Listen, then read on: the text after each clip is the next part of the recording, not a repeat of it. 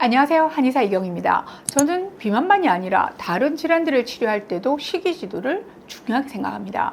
그런데 요즘은 저도 좀 우왕좌왕하는 경우가 종종 있습니다. 심플하게 좋은 음식, 나쁜 음식으로 딱 나눠져 있다고 생각한 시기가 있었더랬죠. 그런데 채식만 하는 스님이 계속 피부 질환에 시달리고 해독할 때는 맥도 못 추고 사라졌던 알러지 증상들이 식사만 시작하면 그 발톱을 드러내고 튀어나오기 시작합니다. 물론 지금도 단순한 식이 원칙, 그러니까 동물성 지방은 줄이고 채소와 과일을 적절하게 배치하고 균형 있는 식단을 제시해서 호전되는 환자분들도 꽤 많습니다. 그런데 문제는요, 그렇지 못한 환자분들의 경우입니다.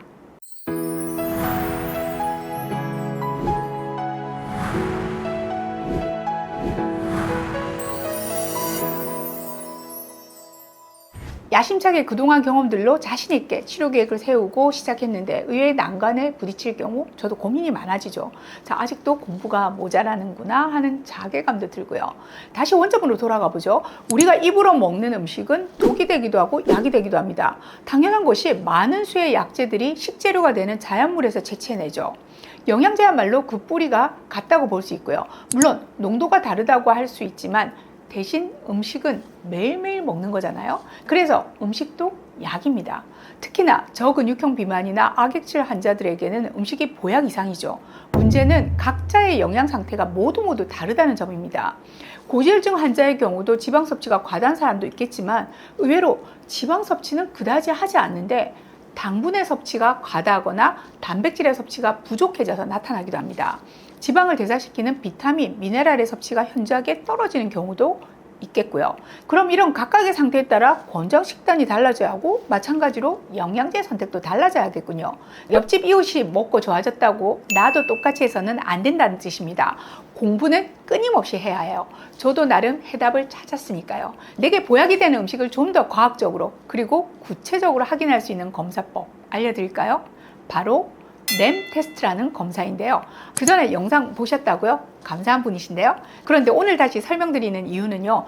그동안 제가 좀 더 활용을 잘하게 되었고 그 필요성도 직접적으로 와닿았기 때문입니다.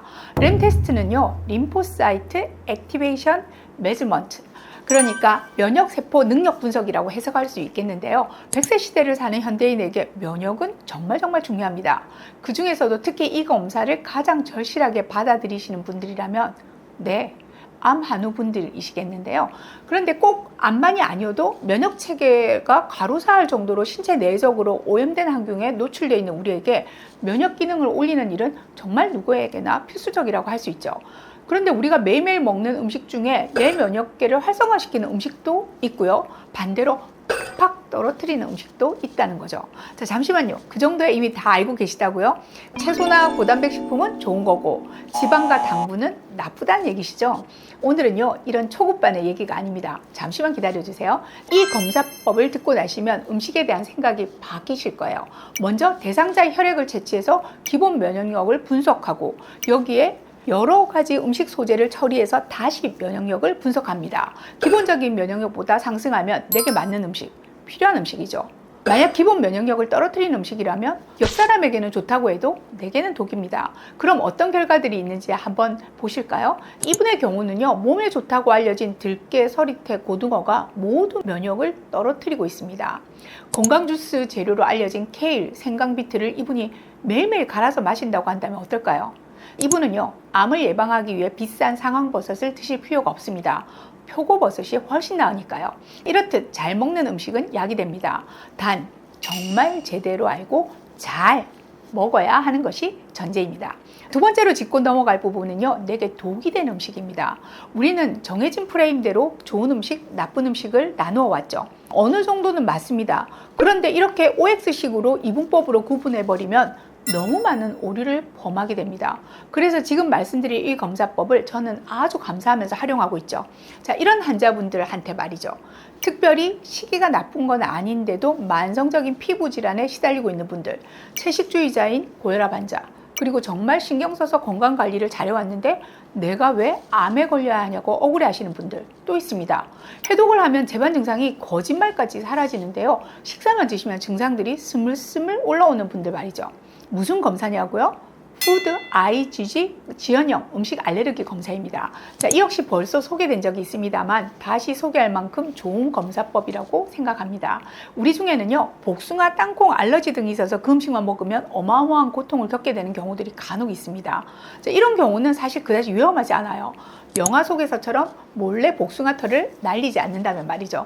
대부분은 묘지 음식을 이미 알고 있고 아주 적극적으로 피하죠.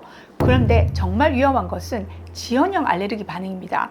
서서히 원인을 알 수 없을 정도로 천천히 내 몸의 면역계를 혼란시키고 그렇게 얻은 시간으로 아주 고질적인 질환을 만들어내는 거죠. 이 검사의 결과를 한번 볼까요? 판별법은 간단합니다. 1에서 5단계까지로 나누게 되고요. 그중 3, 4, 5단계의 음식은 피해야 하는 음식, 즉 내 몸을 망가뜨리는 음식이 되죠. 그런데 이런 결과가 나왔네요. 이 환자분은 거의 모든 과일이 4, 5단계입니다. 몸에 좋다는 콩류도 마찬가지네요. 이제 결론으로 들어가 볼까요?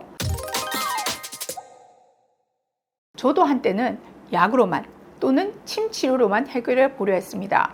내가 처방한 약 한 제, 내가 시침한 침 치료 한 번에 증상이 싹 없어질 때 그 만족감과 보람은 물론 엄청난 보상입니다. 하지만 현대인들의 그 수많은 질병, 생활습관병을 약으로만 해결하고자 하는 것에 대해 비판적인 시각을 가지게 되면서 제 질병관도 달라졌습니다. 음식의 조절 없이, 다시 말해서 그 질병의 주범이 되는 음식은 그대로 두고 치료를 하겠다고? 이건 너무 소모적이고 무책임한 거 아니야? 하고 말이죠. 여러 질환들을 치료할 때 저는 식사수첩을 쓰게 하는 것을 선호합니다. 내 환자의 식단이 궁금하기 때문이죠. 이 사람의 몸이 왜 이 상태로 되었는지 저는 정말 궁금합니다. 때로는 그 해답이 그 식이수첩 속에 고스란히 들어있기도 하니까요. 그래서 저는 이런 검사법들이 참 반갑습니다. 내 경험치나 개인적인 통계만이 아니라 과학적인 근거가 되어서 저를 격려해 주는 거죠. 틀리지 않았다고요. 그리고 이제는 보다 힘주어 식이지도를 할 수 있게 되었습니다. 여러분, 채소가 몸에 좋다고요? 때로는 맞고 때로는 완전히 틀리기도 합니다. 감사합니다.